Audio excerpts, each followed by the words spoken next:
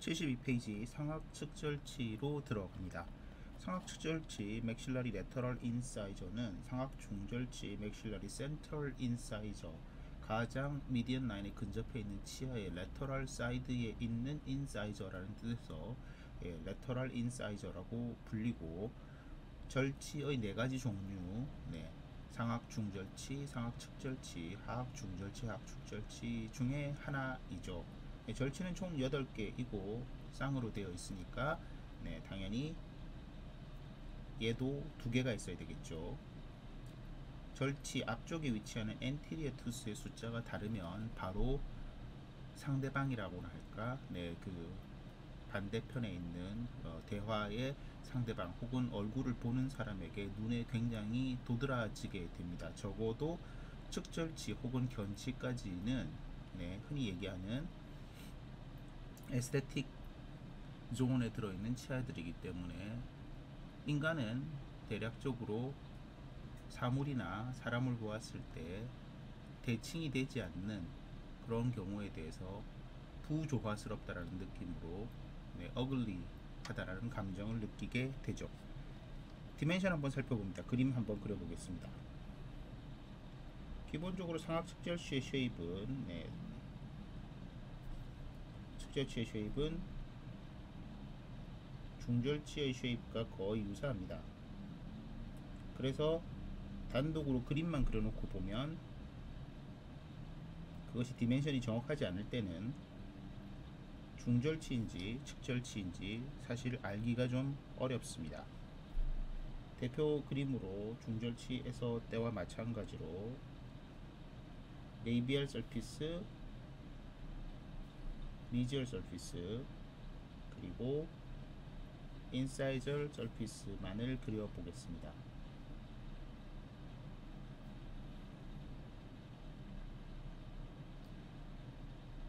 측절치를 공부하실 때는 기본적으로 중절치의 디멘션과 비교해서 판단하시면 좋겠습니다. 먼저 레비알 서피스에서의 뷰를 살펴보셨을 때 치관의 크라운 사이드 쪽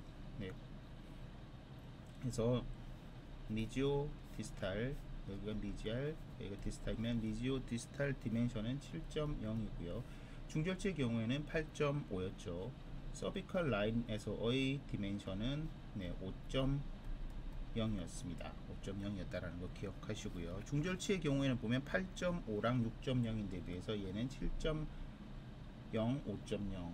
한번 기억을 더듬기 위해서 중절치는 8.5, 밑에 서비컬 라인에서는 6.0이었기 때문에 대략 그 비율을 한번 보시고, 그 다음에 높이, 하이트, 크라운 하이트의 경우에는 어나토미컬 크라운 하이트라고 말씀을 드렸었는데요.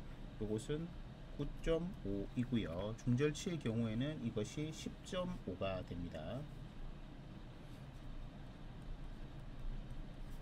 10.5가 됩니다. 그리고 루트의 길이를 보시면 루트의 길이는 둘 다 13mm로 되어 있습니다. 물론 이것은 항상 얘기하는 것이지만 해부학이나 형태학에서의 수치는 실제 개개인에서는 큰 의미가 없습니다. 그러나 어떤 때 의미가 있다? 기본적인 디멘션에 대한 개념이 전혀 없으면 전혀 치료를 할 때 어떤 도구를 써야 될지에 대한 감이 오지 않습니다. 앞에서 총론 시간에서도 말씀을 드렸지만, 총론 혹은 서론 시간에서도 말씀을 드렸지만, 기본적으로 치료를 하실 때 여러분들이 모든 것을 다 볼 수 있는 상태, 모든 장비가 다 갖춰져 있는 상태에서 볼 수는 없습니다. 심지어 모든 장비가 다 갖춰져 있더라도 일일이 그것을 확인하고 하실 수는 없죠. 치료가 어떤 정도의 경지에 이르게 되면 몸이라든가 행동이 자연적으로 거기에 맞게 움직여야 되는데, 그런 것들을 하실 때 이런 수치를 명확하게 기억하고 있어서가 아니라 대략 이 정도 되지 않나라고 하는 감이 몸에 박혀 있어요. 체화되어 있어야지 좀 더 이피션트한 치료를 하실 수가 있겠죠. 자, 다시 원래대로 돌아와서 루트의 디멘션은 13.0이어서 합하게 되면 22점 합했을 때의 길이는 22.5가 되는 것이죠. 중절치보다는 약간 작다라는 것을 쉽게 느낄 수가 있는데요.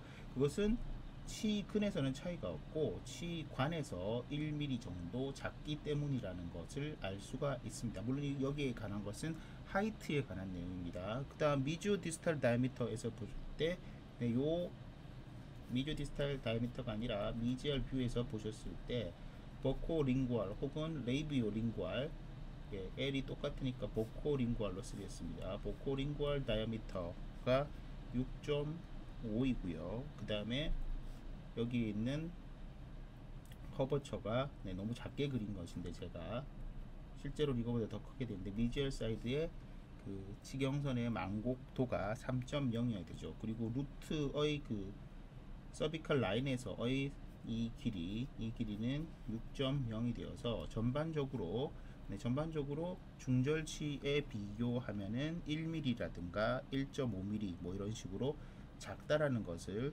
대충 느낄 수가 있을 거예요. 뭐 0.5mm 작기도 하고요. 그 다음 위에 인사이저 서피스를 보시게 되면 인사이저 서피스에는 이게 6.5였으니까 여기랑이 같은 거잖아요. 그러므로 6.5mm 정도 되겠고, 그 다음 이것은 치관 쪽에서의 미주 디스탈 다이미터니까 이거랑 같은 거는 어떤 거죠? 이거죠. 이거이므로 7.0이 색깔이 이걸로 됐는데 바꿔서 7.0mm로 쓰시면 대충의 디멘션을 알 수 있습니다. 여기서 근데 잘 보시면 제가 앞쪽에 있는 크라운 포션에서의 너비 크라운 포션에서의 너비만 중절치랑 비교한 수치를 집어넣어 놨어요. 이것이 너비 혹은 뭐 길이가 되는데 이것이 사실은 조금 중요한 의미가 있기 때문에 그렇습니다. 자, 요것의 임상적인 의미에 대해서 제가 잠깐 설명을 드리도록 하죠. 기본적으로 중절치하고 측절치가 배열을 할 때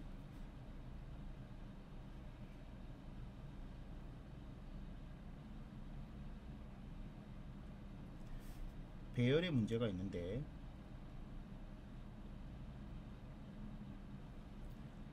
손으로 그리는 것이기 때문에 좀 그림이 좋지 않습니다. 지금 처음으로 그림을 그렸는데 첫 번째 시도에서 썩 마음에 들지 않는데요. 잘 보시면 지금 중절치하고 측절치가 이렇게 배열이 되어 있다고 생각을 해 보세요. 이것은 편악으로 나누어서 이렇게 그었을 때, 자, 심미적인 문제 에스테틱스, 요것은 가끔 앞에 A를 집어 넣기도 하죠. 에스테틱스 심미적인 문제를 살펴봤을 때 이렇게 쿼드란트라고 그랬었죠. 4쿼드란트로 나눴을 때 1사분면이 아니고 2사분면이지만 저희가 흔히 말하는 10번대의 중절치하고 측절치를 배열을 했습니다. 제가 설명을 드렸을 때 요 디멘션 어떻게 됩니까? 요 디멘션이 8.5였던 것으로 제대로 기억하시면 좋겠고, 측절치의 경우에는 7.0이라고 말씀드렸죠. 그림 보시면 어떻습니까? 측절치의 경우 지금 7.0이 아닙니다. 그죠? 7.0보다는 좀 더 커 보이죠? 그래서 7.0에 맞도록 제가 다시 한번 좀 그려보면 그릴 수 있을지 잘 모르겠는데,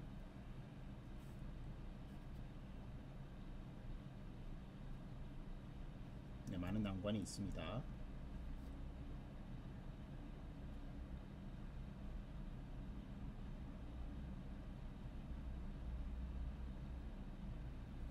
대충 됐나요? 이렇게 맞추면 7.0이 대충 되었죠. 7.0이 대충 되었는데, 이렇게 7.0으로 맞춰서 가게 되면 좀 밑에가 줄어들어서 7.0으로 보실 수가 있을 것 같아요. 그죠?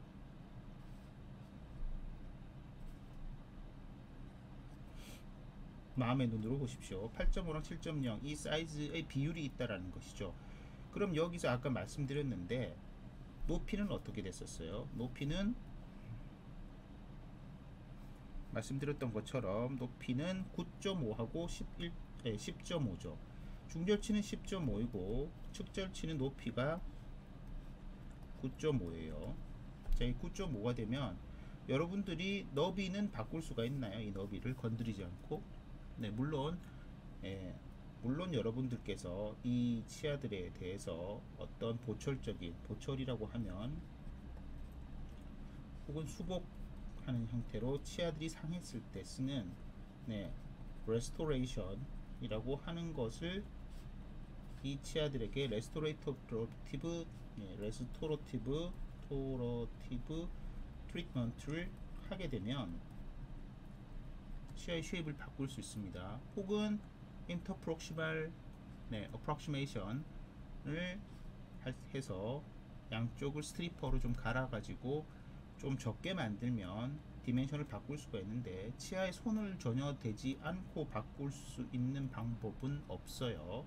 치아에 손을 대지 않고, 치아에 손을, 여기서 말하는 손을 댄다는 것은 치아의 형태, 몰폴로지에 대한 변형을 주지 않고 만드는 것을 의미하는데, 그렇게 하지 않고서는 바꿀 수가 없는데, 여러분들은 이것을 만들 때 만약 이 기준대로라면, 지금 제가 그림을 약간 또 잘못 그렸는데 9.5와 1.5 여기가 얼마이겠어요? 1.0일까요? 이 위에 살짝 지우고, 살짝 지운다는 것이 또 다 지워져서 안타깝게 되었는데, 원래대로 다시 돌려서 위쪽만 살짝 지우게 되면, 이쪽만 살짝 지우고 그림 다시 그려보면 이렇게 조금 짧게 그릴 수가 있는데, 이 위에 라인이 맞았다고 생각하면 여기가 1.0이 되어야 되는 것이 맞죠. 과연 그럴까요? 근데 실제로 여러분들이 교정 치료를 하게 될 때에는 치아 자체에는 손을 안 보는 것이 일반적인 원칙이죠. 그 원칙일 때 치아 자체의 이동만 가지고 만들 때 여기에 있는 중절치하고 측절치 사이의 높이를 어떻게 조절을 하실지 한번 잘 생각해 보세요. 다시 말해서 이게 1.0이 되었을 때랑 0.5가 되었을 때랑 0.0이 되었을 때의 모양이 다 조금씩 차이가 나게 됩니다. 컨택 포인트도 거기에 따라서 변하게 되죠. 만약에 이것을 완전히 동일하게 이렇게 맞췄다라고 하면 어떻게 되겠어요? 서비컬 라인에서 1.0이 생기는 거죠. 어떤 것이 더 이쁩니까?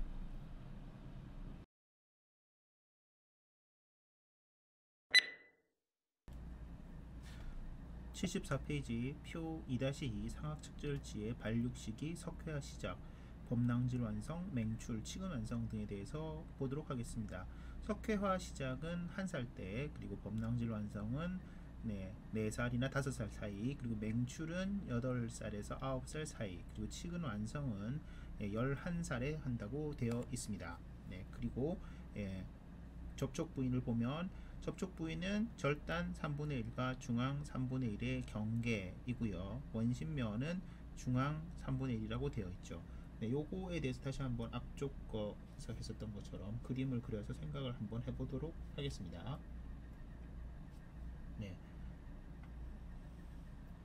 상악측절치는 상악중절치에 비해서 살짝 작지 않습니까? 그래서 상악측절치를 그리고 중절치를 이렇게 그렸을 때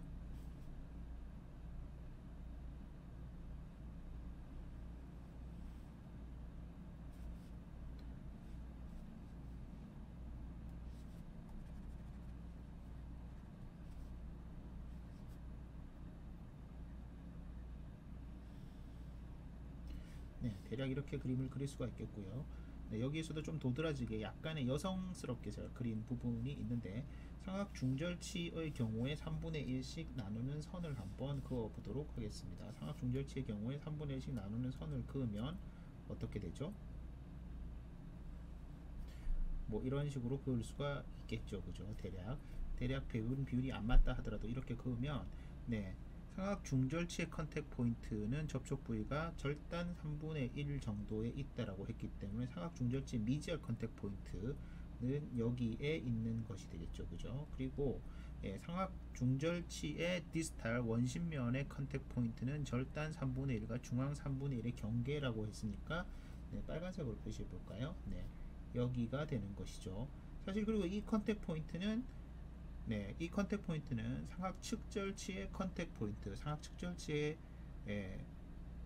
미지알, 네, 그러니까 근심 접촉 포인트이죠. 다시 말해서 정리를 해보면, 네, 1의 디스탈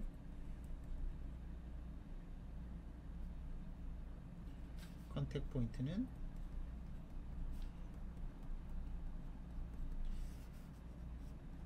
네, 상악 측절치 2의 미지알 컨택 포인트랑 같은 점입니다. 왜냐하면 이건 수학에서 말하는 접점이잖아요. 접점이기 때문에 당연히 그렇게 되는 것인데, 하지만 그 위치는 서로 다를 수가 있다라는 겁니다. 그래서 책에 나와 있는 기술대로 따지면, 네, 상악 측절치의 경우에서 근심면의 접촉 부위는, 네, 3분의 1로 나눠서 이렇게 책의 디스크립션에 맞게 그림을 그리자면, 대략 뭐 위에 거는 큰 상관없지만 이런 식으로 그려서, 지금 저의 비율이, 이 비율이, 네, 실제로는 그렇지 않지만 같아야 되는 것이죠. 같아야 되는 것이어서, 예, 여기 나와 있는 상악 중절치의 경우에는 뭐예요? 상악 중절치의 경우에도 절단 3분의 1과 중앙 3분의 1의 경계이고, 마찬가지로 측절치에서도 똑같다라는 것입니다. 이게 절단 3분의 1과 중앙 3분의 1의 경계부라고 하는 것이죠. 자, 그렇다면 어떻게 됩니까? 실제로 만약에 앞쪽에서 금방 설명드렸던 것처럼 상악 측절치가 좀 더 이렇게 위로 배열돼서 더 낮게 되어 있었다고 하면, 예를 들어서 빨간색으로 지금 그려가지고 이렇게 돼서 컨택 포인트가 되게 되면, 네, 정상적인 컨택 포인트의 위치를 벗어나게 되는 거니까, 실제로는 이 컨택 포인트라는 것이 가지는 의미는 상대적으로 인접해 있는, 예, 프록시멀티스들이 존재할 때 생기는 것이라서 약간은 애매해진다라는 그런 말씀을 드릴 수가 있겠습니다. 그리고 지금 제가 그림에서도 약간 잘못 그렸다고 말씀드렸는데, 실제로는 따라서 여기 있는 것들이, 이게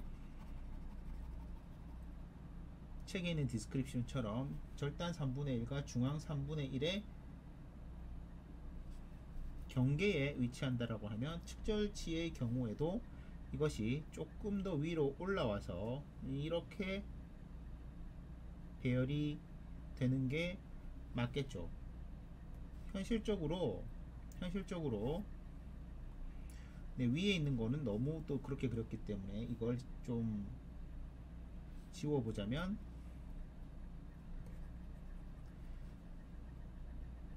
이 선이 여기 정도의 위치에서, 네, 여기 있는 중절치의 서비컬 3분의 1과 미들 3분의 1의 경계와는 안 맞는다, 예, 맞지 않는다 라고 하는 거. 반면 책에서 생각하고 있는 이상적인 배열에서는 중절치나 측절치나 절단 3분의 1과 중앙 3분의 1의 경계 부위는 한 선으로 되어 있다라는 것을 대충 아시게 될 겁니다. 그래서 사실, 네, 책에 이렇게 기술이 되어 있기 때문에 이것을 따라서 가긴 하는데, 실제 치아에서 치아의 쉐입에 따라서 이것이 또 많이 차이가 날 수가 있습니다.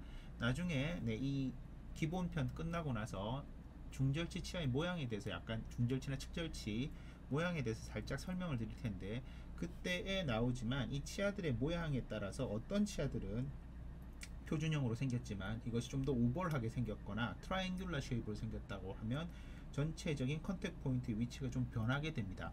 때때로 이 컨택 포인트는, 예, 버코 링구얼 개념으로 가지고 있는 하이드 컨투어랑 약간 비슷한 개념을 가질 때도 있는데요. 예, 그것은 오벌 쉐입이나 배럴 쉐입의 치아에서만 형성이 되는 거고, 실제로는 꼭 그렇진 않죠. 그러니 대략적으로 그렇다라는 걸 알고 계시면 좋겠어요. 네, 밑에 있는 박스 읽어보도록 하겠습니다. 전체 모양은 중절치 옆에 있으며 전체적으로 비슷하죠. 크기가 작고, 특히 근원심폭, 예, 이 작고, 둥근 모양이다. 네, 지금 그림을 그리다가 보니까 그렇게 됐는데 아까 처음 그림이 사실 더 맞는 그림인데요. 그림상에서 보실 때 여기 예, 이런 데에 엣지 부위 혹은 예, 각 부위가 예, 라운딩 되어 있다라는 느낌을 좀 더 많이 받는 것이 측절치입니다. 좀 강대하지 않고 다소곳해 보인다라고 얘기를 드리는 게 맞을 것 같고요. 네, 그 다음 기능은 중절치를 도와주고 중절치 상실 시 지대치로 사용된다. 여기서 나오는 지대치라는 말이 나오죠. 이 지대치는 영어로 한다면 조금 생소한 단어일 수 있는데 여러분한테 abutment라고 하는 단어를 쓰게 됩니다. 이 abutment라고 하는 단어, abutmentis인데 네, 지대치라고 하는 것은 어떤 의미냐면 치아가 이렇게 측절치가 있고요. 중절치가 하나 있었을 텐데 조금 더 크게 이렇게 빨리 그려보면 이렇게 있고 그 다음 옆에 또 중절치가 하나 있고 네, 이렇게 생겼겠죠. 그 다음 측절치가 이렇게 하나 또 있습니다. 대충 그리다 보니까 모양이 엉망인데 여기에서 어떠한 문제로 인해서 중절치가 탈락하는 사태가 발생할 수 있죠. 예를 들어 이 치아가 이렇게 탈락했다 라고 생각을 해보면 없다. 그러면 어떻게 해야 돼요? 네, 요즘은 여기에다가 이렇게 임플란트를 식립해서 나사형 임플란트를 이렇게 식립해서 이 위에 치아를 이렇게 올려서 치료를 하는 것이 더 대세일 수도 있는데 과거의 방법, 예, 보철 수복 방법, 수복 치료, 예, 앞에서 말씀드렸던 프로스토돈티스트에서 하는 방법은 이 치아들을 삭제를 해서 아까처럼 예, 삭제할 때 펄프 혼을 안 건드리는 것이 중요하다고 그랬죠. 하지만 보철물의 인테그리티를 위해서 펄폰을 일부러 건드릴 수도 있습니다. 네, 이렇게 삭제를 해서 이런 식으로 삭제된 치아에다가 이렇게 하나처럼 다리를 만들어서 이렇게 걸어 가지고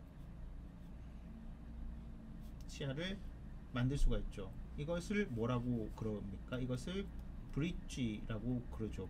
브릿지는 한국말로 하면 다리인데 실제 다리입니다. 근데 이걸 금으로 하게 되면 골드 브릿지라고 하게 되는 거고요. 도자기가 둘러싸여 있는 금속으로 하게 되면 포슬렌 퓨즈드 투 메탈 혹은 포슬렌 퓨즈드 투 골드 브릿지라고 부르죠. 줄여서 PFM 브릿지, PFG 브릿지 혹은 올 세라믹 브릿지, 보통 브릿지를 이렇게 약자로 가끔씩 표현합니다. 이때 여기 있는 부위, 이 부위를 여기 삭제된 이 두 개, 다리를 지지하는 요 두 개를 지대치 어버먼티스라고 부르게 되고, 네, 여기에 중간에 달려 있는 이 부분을 파닉, 네, 예, 파닉이라고 부르게 되는 거죠. 이 미싱 스팬을 커버하는 부분을 판틱이라고 부르게 됩니다. 그래서 지대치로 사용됩니다.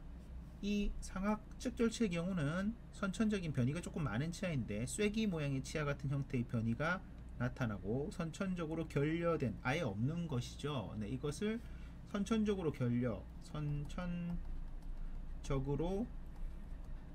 결려를 영어로 표현할 때 네, congenitally missing 예. 그래서 컨제니탈 미싱이라고 그럽니다. 그래서 네, 컨제니탈 미싱이 많고 그 다음 이 부분이 쐐기 모양으로 생긴 미싱이 완전히 안되고 좀 작게 나오는 일종의 기형이라고 할 수 있는데 이 기형치가 있어서 이것을 쐐기 모양의 측절치라고 해서 쐐기 모양은 패그라고 부르죠. 패그. 그래서 패그 shaped lateral incisor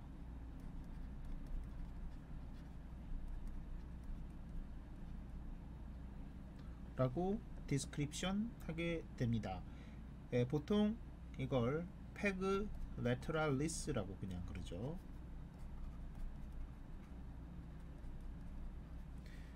네, 작고 뾰족한 모양의 측절치 기형으로 견치와의 위치 바꿈이나 유치의 장기 잔존 등과 관련이 있음.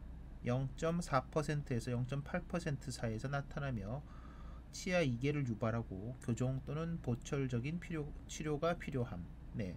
아래쪽에 나와 있는 그림 1-14 보시면 페그 라테랄리스의 모습을 보여주고 있는 12번이 페그 라테랄리스가 됩니다. 네, 이런 경우 옆에 있는 견치하고 비교를 해보면 모양이 약간 비슷해 보이는데 견치보다 훨씬 적고요.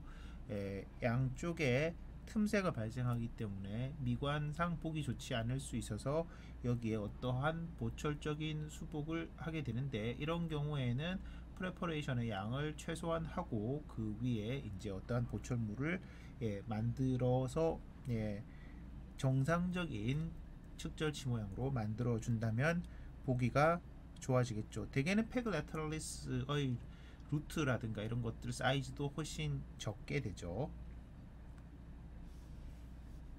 잠시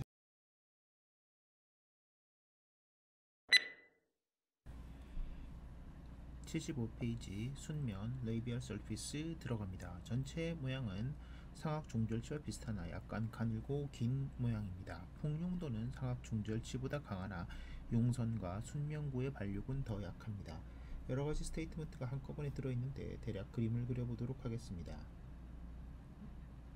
네, 일단 더 슬렌더 하고요.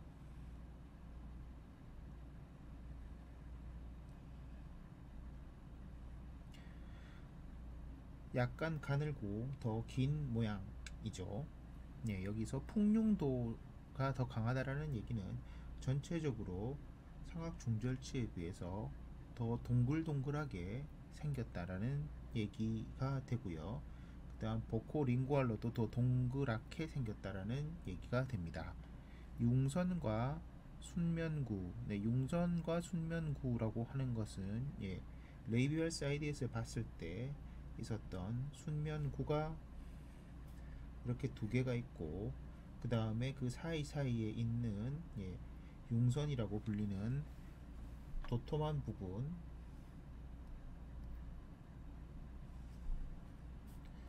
이 부분이 잘 구분이 안 돼서 잘 보이지 않는다, 반질반질하다라는 뜻이 되겠습니다.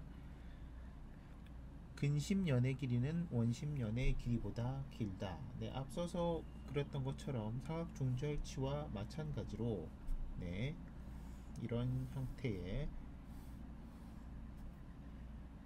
사다리꼴 모양인데, 좀 더 제대로 그려본다면 역시 미지알 사이드로 이렇게 약간 내려오는 형태가 되겠죠. 이런 형태의 사다리꼴 형태라서 형태 전체는 비슷한데, 이렇게 되다 보니까 근심연이라고 하는 것은 바로 이쪽이죠. 근심연의 길이가 원심연, 연두색으로 표시하는 원심연의 길이보다 좀 더 길죠. 그죠?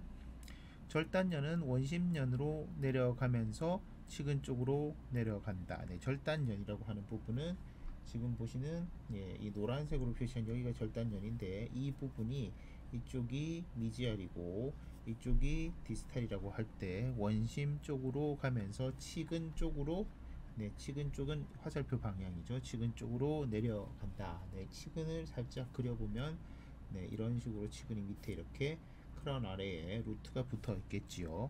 근심 절단각과 원심 절단각은 중절치보다 둥글며 특히 원심 절단각이 더 둥근 모양이다. 제가 그림을 그릴 때 나름대로 신경을 써서 그리긴 했는데, 원심 절단각이라고 하는 부분이 이 부분이죠. 근심 절단각은 이 부분인데 둘 다 중절치에 비해서는 더 둥급니다. 더 둥글지만 특히 원심 절단각은 매우 둥글죠. 즉 각 상징이 상악 중절치, 각 상징이라고 하는 것은 원심 절단각과 근심 절단각을 비교했을 때 원심 절단각이, 잘 기억이 안 나시는 분들은 47페이지를 다시 보시게 되면 각 상징, 우각 상징, 영어로는 앵글 심볼이라고 되어 있는데, 치관을 순면 또는 현면에서 보았을 때 근심 우각은 각이 작고 예각이죠. 어큐트하고 원심 우각은 각이 커서 상대적인 둔각, obtuse한 것이죠. relatively obtuse한 것인데, 이것이 그 정도가 상악 중절치에 비해서 상악 측절치가 더욱더 심하다. 그러므로 여기 나와 있는 원심 절단각의 obtuse한 정도, 둔각인 정도가 더 크다라는 뜻이 되겠고, 그러한 차이가 상악 중절치보다 상악 측절치가 더 크다라고 말씀드릴 수가 있겠습니다. 근심 반부는 원심 반부에 비해서 약간 넓다. 뭐 이것은 당연히 근심 쪽의 길이가 조금 더 길기 때문에 지금 표시하는 근심 반부가 medial half가 distal half보다 약간 더 크다.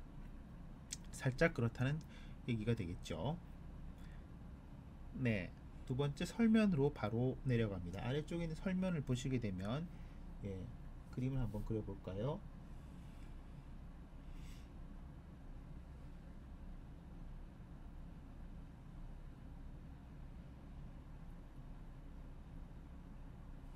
여러분들도 한번 따라서 그림을 그려보시면 좋겠습니다. 네, 이렇게 대충 그렸고요. 역시 여기에는 변연융선이 있기 때문에 이런 식 형태의 스푼 모양 혹은 삽 모양을 그려야 되겠습니다. 이쪽이 미지얼 사이드이고 이쪽이 디스탈 사이드가 되는 것이죠. 그죠? 네, 근심년이 원심년보다 더 길며 직선적이다. 네, 이것이 더 직선적이면서 더 길고 원심년은 약간 이렇게 동그래야 되는데 그리다 보니까 별로 동그랗게 그려지지가 않아서 살짝 수정을 한번 해보도록 하겠습니다. 네, 여기가 실제로는 좀 더 동그랗게 이렇게 마무리가 되면 좋겠죠. 네.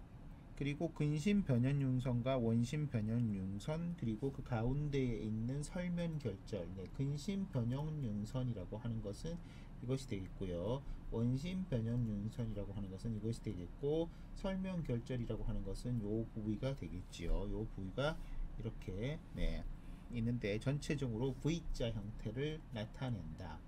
네, 그림을 보시면 이렇게 V자 형태를 나타내고요.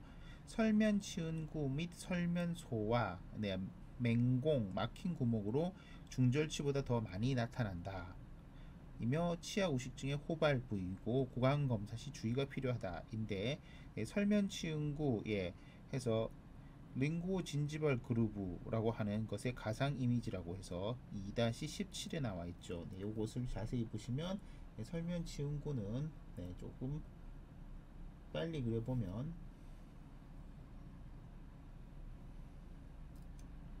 이렇게 된 것에서 뭐 이런 식으로 됐다든가 해서 치은구가 나타나고, 이 치은구를 따라서, 그리고 여기 피트가 보통 있게 되는데 이걸 따라서 검은색으로 이렇게 썩어 있는, 흔히 얘기하는 우식증이 발생해 있는 그런 경우가 있으니까 구강 검사 시에 주의가 필요하게 되겠고요.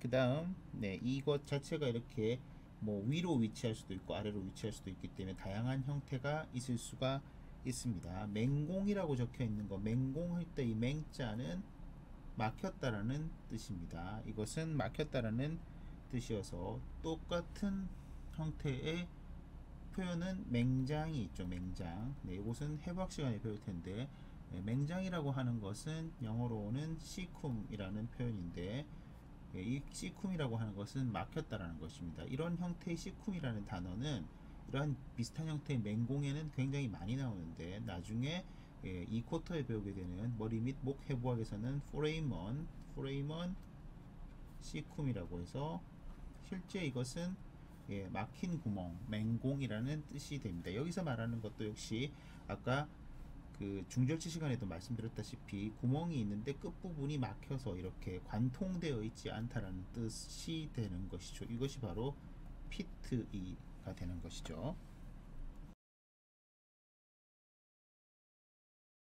컨택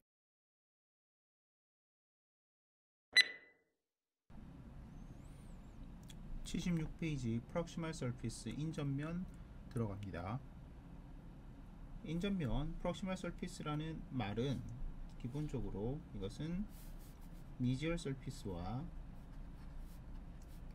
디스털 서피스를 합쳐서 두 개를 가리키는 말이고, 이렇게 하나로 묶어서 기술하는 이유는 두 개의 모양에 큰 차이가 없어서이겠죠. 혹은 기술할 내용이 적어서라고 보실 수가 있습니다. 네, 그림을 한번 그려보면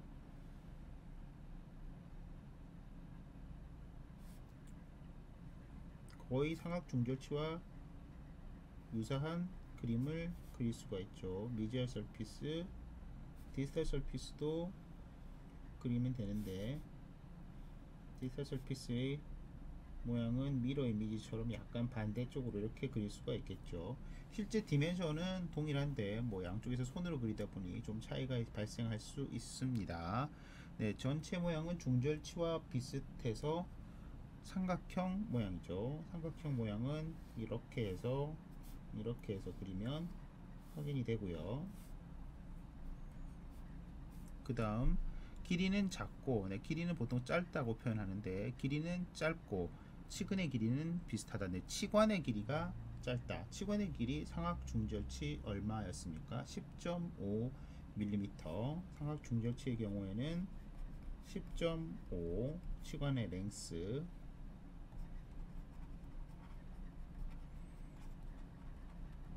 그 다음에 상악 측절치의 경우에는 9.5였죠. 치근의 길이 루트 랭스. 루트의 랭스는 중절치의 경우에는 13, 측절치의 경우에도 13. 그래서 두 개를 합쳤을 때 전체 토탈 길이가 토탈 길이가 어떻게 되나요? 상악 중절치의 경우에는 토탈 길이가 23.5가 되죠. 네, 요렇게 합쳐진 거니까요. 그리고 측절치의 경우에는 22.5가 된다고 앞쪽에서도 말씀을 드렸죠. 네. 여기서 사실 중요한 것은 대략의 그 길이 차이가 중요합니다. 그죠? 길이 차이가 중요하다라는 걸 알 수가 있을 테고요. 그 다음, 네. 순측연과 설측연도 중절치와 비슷하다. 네, 순측연이라고 하는 것은 여기에 있는 미지얼 뷰 혹은 미지얼 서피스, 디스탈 뷰, 디스탈 서피스에서 순측연이라고 하는 것은 여기 연두색으로 표현한 이 부분이 되겠고, 설측연의 경우에는 핑크색으로 표시한 이것이 설측연이 되겠습니다.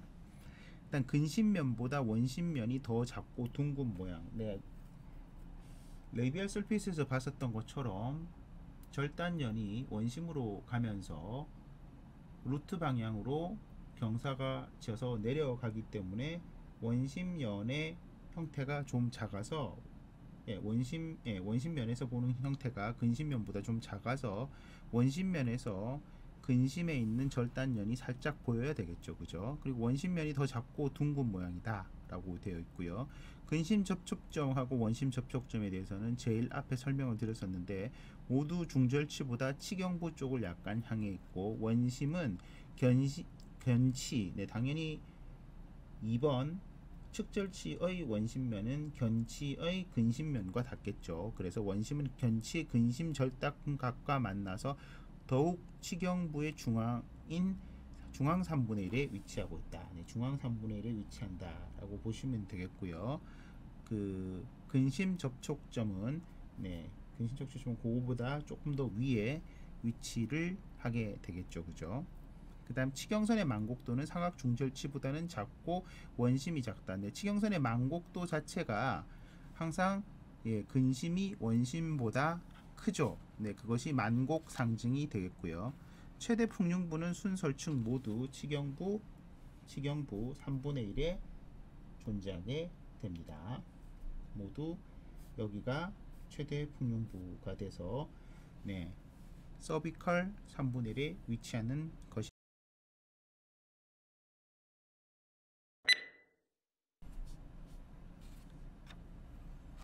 76페이지 프록시멀 서피스 인접면 들어갑니다. 인접면이라고 하는 것은 기본적으로 미지얼 서피스와 디지털 서피스를 한꺼번에 부를 때 가리키는 혹은 쓰는 용어이죠. 한꺼번에 기록이 되어 있는 것은 상악 측절치의 미지얼 서피스와 디지털 서피스에 큰 차이가 없고 기술할 내용이 적기 때문이라고 보시면 되겠습니다. 그림을 대충 그려보면 너무 뚱뚱하게 그렸네요. 다시 한번 도전해 보겠습니다. 여러분들도 한번 직접 그려보시면 좋겠고요. 기본적으로는 상악 중절치와 거의 동일하게 그릴 수가 있습니다. 동일하게 그릴 수가 있는데 이것이 비주얼 서피스이고 디지털 서피스도 거의 동일하게 그릴 수 있는데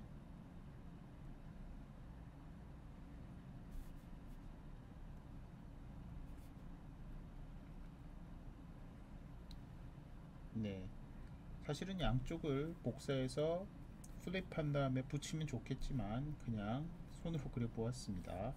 그래서 약간 차이가 날 수 있습니다. 네, 디지털 서피스이고 입체적인 느낌을 줄 수가 없어서 실제로 약간의 모양이 다를 수 있는데 좌우지간 중절치와 비교했을 때 기본적으로는 사이즈가 약간 작다는 것 빼놓고는 거의 유사하고 기본 쉐입은 다음과 같이 삼각형입니다.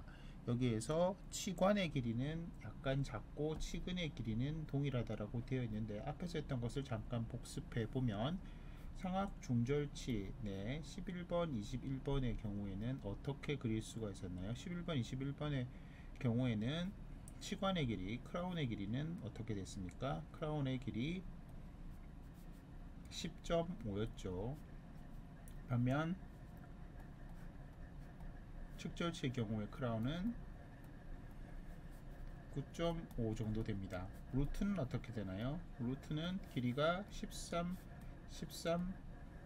동일하죠.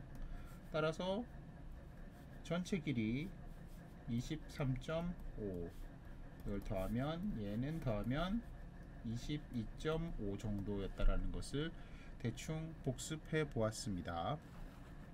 순측연과 설측연도 중절치하고 비슷하다. 순측연은 여기가 순측연이죠. 순측연, 그리고 설측연은 여기가 설측연이죠. S자 형태로 생겼죠. 순측연의 치관 쪽 3분의 2는 거의 스트레이트하다, 직선에 가깝다 라고 생각하시면 되겠고요. 근심면보다 원심면이 더 작고 둥근 모양이다. 네, 원심면 쪽은 아무래도 절단면이 원심면 쪽으로 가면서 루트 쪽으로 기울어져 있기 때문에 모양이 좀 더 작고 이것을 입체적으로 나타낸다고 하면 원심 절단각의 위치가 대충 이 정도의 책처럼 발생하기 때문에 여기에서 인사이절 엣지가 살짝 보여야지 정상이라고 할 수가 있겠죠. 물론 치아를 어떻게 드느냐 따라서 다르지만 아주 기본적인 기술 방식에 따르면 그렇다라는 것입니다. 근심 접촉점과 원심 접촉점이 있는데 모두 중절치보다 약간씩 치경부 쪽을 향해 있다라고 이미 앞에서 설명을 드렸고, 네, 근심 접촉점의 경우에는 어떻게 되나요? 치관 3분의 1과 중앙 3분의 1의 경계부에 있고, 그 다음 원심 접촉점의 경우에는 중앙 3분의 1에 있는데 이것은 상악 측절치의 원심 접촉점은 상악 견치의 근심 접촉점이기도 하잖아요. 그리고 상악 견치의 근심 접촉점은 근심 절단각에 해당이 됩니다. 견치 부분에서 다시 배울 텐데 견치는 기본적으로 창처럼 생겼기 때문에 요런 식으로 생겼잖아요. 그죠? 요런 식으로 식이 생겼기 때문에 근심 절단각이라고 하는 부분이 여기에 생기는데 여기가 제일 미조 디스탈로 튀어나온 부위이기 때문에 여기에 접촉점이 형성이 되고 이 접촉점의 위치가 측절치의 경우에는 중앙 3분의 1의 위치에서 상악 측절치의 디스탈 컨택 포인트는 미들 서드에 위치한다라는 기술이 되겠죠.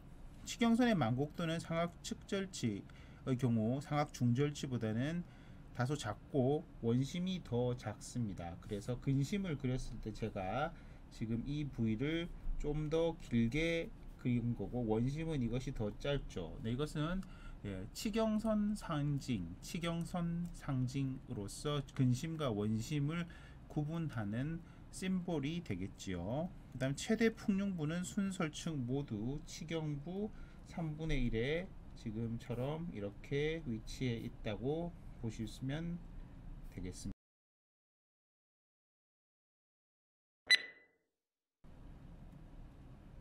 76페이지 계속해서 절단면 인사이저 서피스.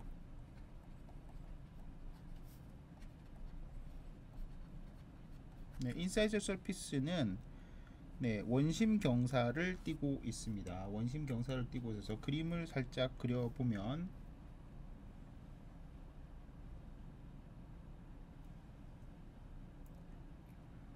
요런 형태로 그릴 수가 있는데요. 이 위에 이제 인사이저 엣지가 달아서 생긴 인사이저 서피스가 있고, 원심에서 설면으로 약간 휘어진다 라고 하는 것이 이런 커버처를 가진다라는 것인데, 살짝 그러한 느낌을 가지고 있고, 이것은 견치와 이어져서 치열국의 형태를 이룬다. 네, 거기 76페이지 아래쪽 그림 중에 오른쪽을 보시면 알겠는데, 대략 비슷하게 그려보면 중절치가 이렇게 위에 위치하고 있고요. 중절치가 제일 위에 위치한 다음에 측절치가 살짝 이렇게 들어가서 이런 식으로 위치하는데, 여기서 그 다음에 이제 삼각견치가 나오고, 이 삼각견치의 경우에는 일반적으로 치열궁, 네, 덴탈 아치에 있어 가지고 덴탈 아치에 있어서 코너스톤을 이룬다라고, 나중에 견치 시간에 배울 텐데 코너스톤을 이룬다고 하기 때문에, 이게 이런 식으로 해서 좌우로 가게 되면 이렇게 아치를 이루게 되는데, 여기에서 이렇게 꺾어지기 때문에 이 반부, 원심 반부가 좀 더 납작해지면서 설면으로 약간 휘어져서 들어간다. 느낌상 약간 그런 느낌을 준다라는 것이죠. 그리고 설면 결절은 중절치에 비해 더 잘 발달돼서, 네, 견치로 가면 더 잘 발달되어 있어서 더 뚜렷합니다. 네, 이 그림을 그리다 보니까 원심 반부가 더 크게 보이는 형태가 되었는데, 실제 원심 반부가 더 큰 것은 아니고요.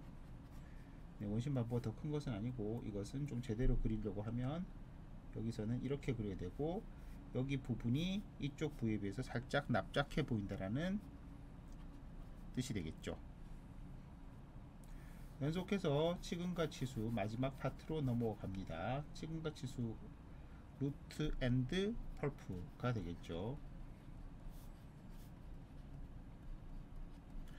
1번 칙은 중절치와 비슷하나 약간 길고 가는 외형이다. 일단 중절치보다도 미지오디스탈 다이아미터나 보코링구얼 다이아미터가 좀 작죠. 그러다 보니까 치아의 뒤에 이렇게 가는 느낌을 주는데, 그것은 길이 자체가 13mm 라고 해서 거의 비슷한 데 비해서 치관이 작기 때문에 치관에 달려있는 칙은 이거보다 더 작은 게 일반적인 모습이 되겠습니다.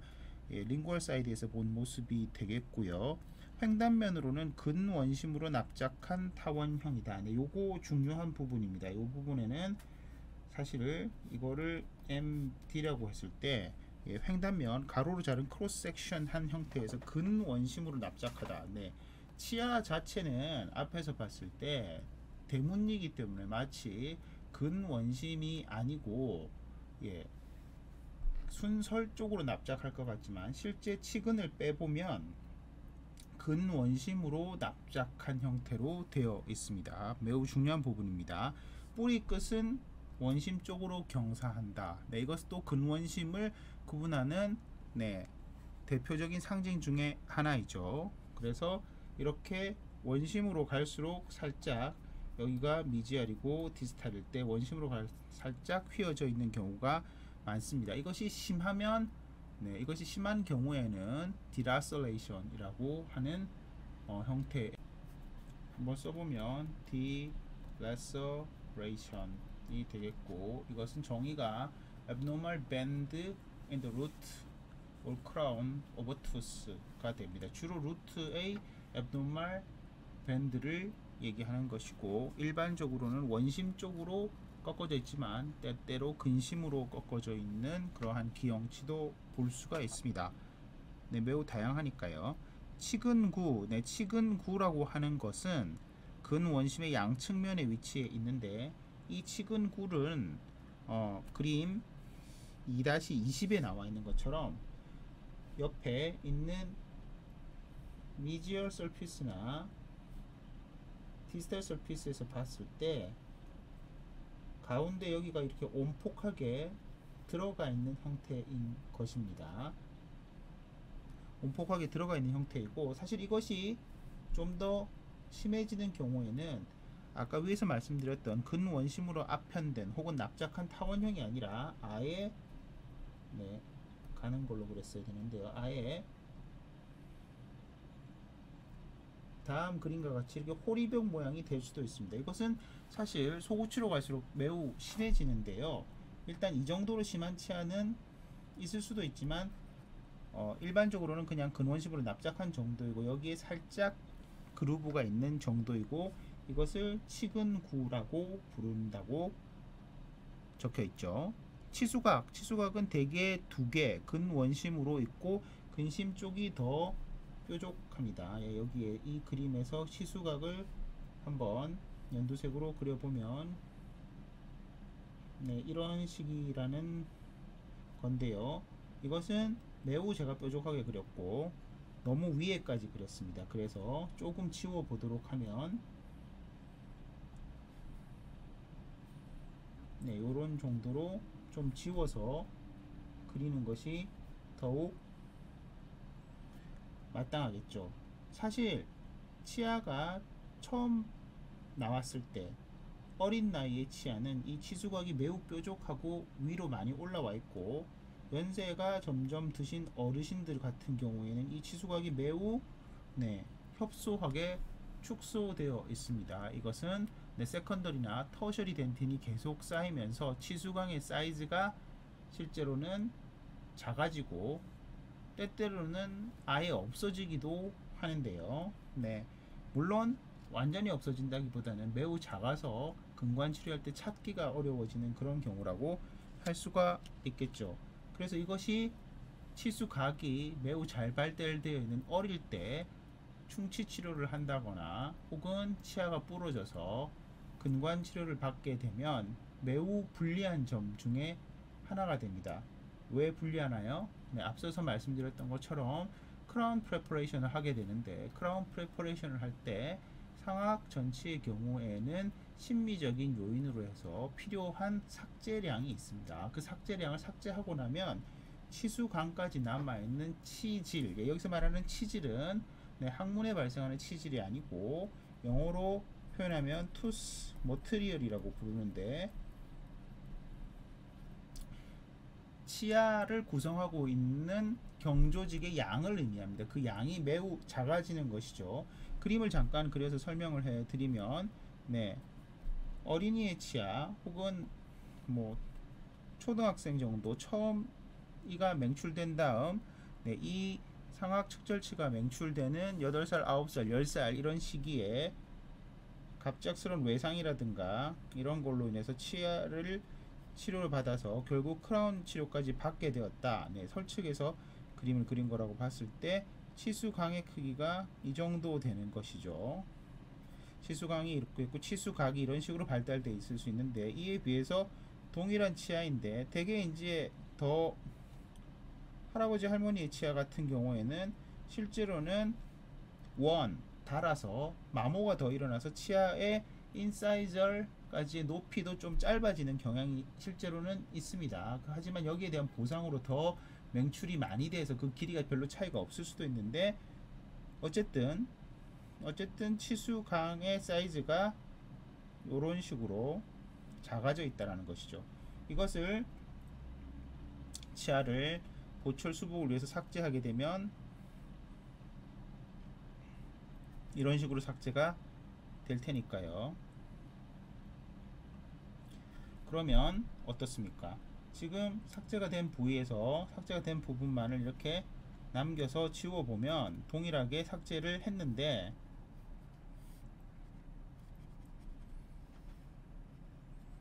좌측 어린이의 치아의 경우에는 남아있는 실제 치아의 면적이 어떻게 됩니까? 실제 치아의 면적을 제가 여기에서 핑크색으로 빗금을 한번 그어보면